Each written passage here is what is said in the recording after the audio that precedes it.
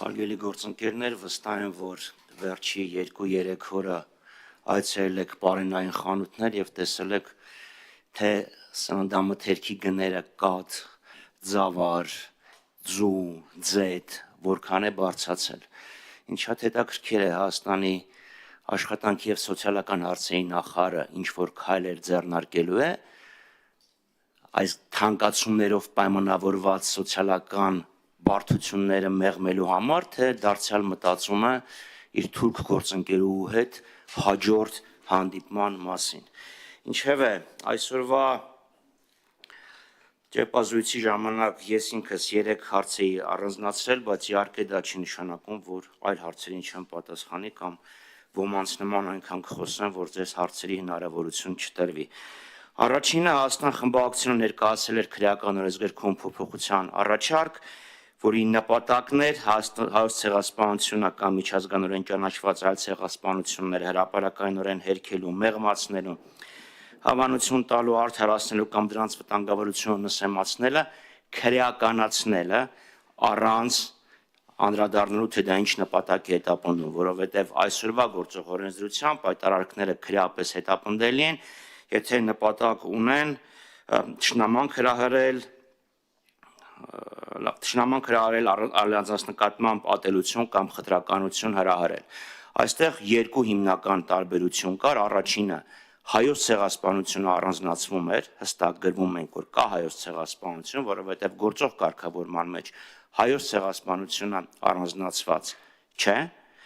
եւ երկրորդը առանց որևէ նպատակի հետամուտ լինելու, ինչի է, եթե մարդը նսեմացնում է, կարևորությունը նվազեցնում է, հերքում է, արդարացնում է, պետք է դատվի։ Մենք այսօր Հայաստանում տեսնում ենք, որ Օվերտոնի պատուհան է բացվում հարցականի տակ դնելու հայոց ցեղասպանության հետևանքները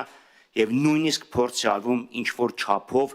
զոհին մեղսակից դարձնել։ Հիշեցնեմ Նիկոլ Փաշինյանի հայտարարությունը եւ Լեմկին ինստիտուտի արձագանքը Նիկոլ Փաշինյանի հայտարարությանը։ Հիշեցնեմ այդ կոչը, հələ մի հատ տեսնենք այդ 1.5 միլիոնի անունները կան թե չէ։ Այս ամեն ինչը պատահական չի արվում, այնպես որ զարմանալի չի, որ թե կառավարությունը եւ թե իշխող մեծամասնությունը դեմ քվեարկեցին, ընդ որում կառավարության արձագանքը ընդհանրապես զավեշտի եւ ցինիզմի գագաթնակետ է։ Մարդիկ մեջ են բերում Աղայանի բառարանը, թե Աղայանը ինչպես է սահմանում խտրականությունը, բայց նենց պատահաբար մոռանում են խոսել Լեմկինի սահմանման մասին։ Մեջ են բերում Փերինչեկի գործը դեմ Շվեյցարիայի, բայց ընդունում են, որ չէ, դա լրիվ ուրիշ թեմա է։ Բայց մոռանում են օրինակ նշել Եվրոպական միության խորհրդի 16771/07 դիրեկտիվը, որտեղ ասում որ պետությունները կարող են պատժել նման վարքագիծ, եթե դա վիրավորական է, այսինքն նույնիսկ եթե հաստատական կարգը խափանման նպատակ չի հետապնդում։ Մյուսը Փաշինյանի մեղմորոր բողոքներ ՄԱԿ-ում,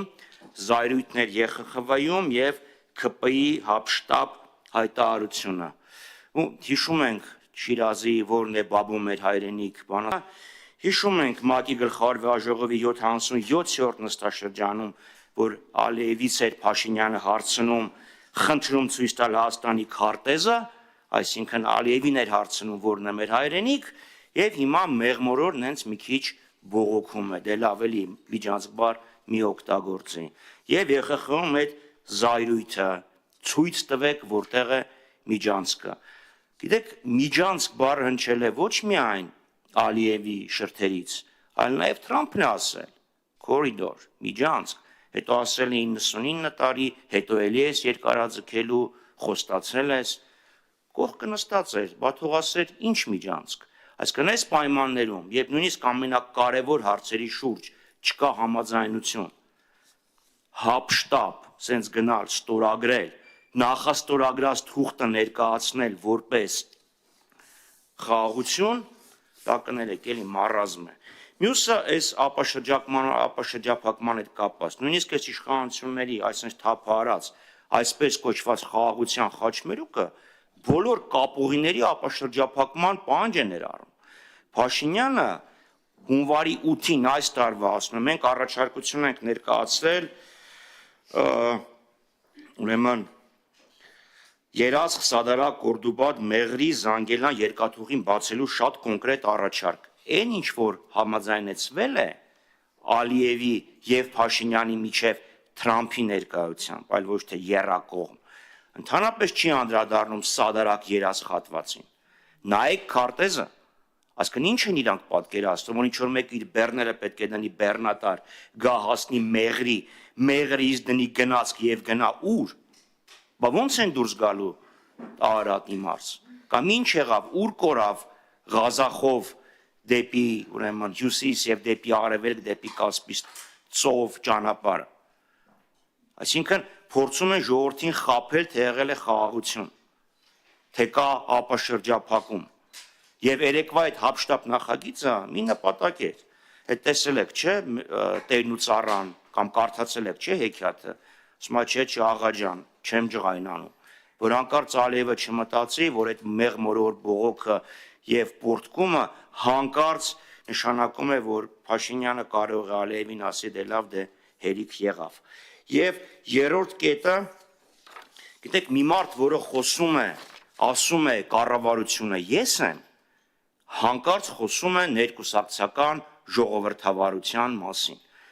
Շատերս ենք տեսել, թե ինչ տեղի ունեցավ ԿՊ համագումարի ժամանակ, Ստալինի, Խրուշչովի, Բրեժնևի, Գորբաչովի ոճով ծափահարությունները եւ հիմա խոսում է ներկուսակցական ժողովրդավարության մասին։ Ակնհայտ է, որ Ալիևին զիջումները ինքը լրացնում է ներսում բռնակալություն հաստատելու անթակույց ջանքերով եւ այս ամեն ինչը ուղղված է լինելու Հայաստանում կուսակցությունները վերահսկելու, իսկ դաշնակցությունը փակելու ուղղված գործողություններով։ Շնորհակալություն։ Սիվիկայա։ Շնորհակալություն, պարոն Խաչատրյան։